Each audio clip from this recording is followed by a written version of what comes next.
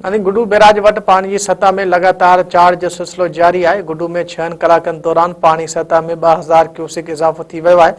वधिक तफ़सील असां टेलीफोन लाइन ते मौजूद है मेरान टीवी के रिपोर्टर शहरबाज खोसो। जी शहरबाज, छा तफ़सील है?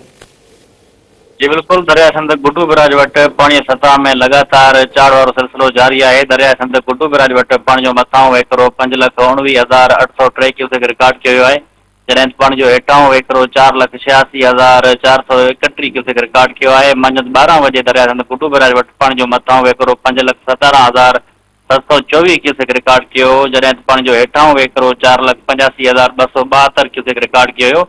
6 कलाकनि दौरान दरिया सिंध गुड्डू बैराज वट पानी सतह में 2000 क्यूसेक जी वाध थी है। मां पंजनद वट भी पानी के सतह में मुसलसल तेजी जारी है। पंजनद वट पानी जा वेकरा 6,84,000 क्यूसेक ताईं पहुची है। इन वक्त पंजनद दरिया में टोटल 6 इंच की गुंजाइश बची है। जी शहरबाज, मेहरबानी।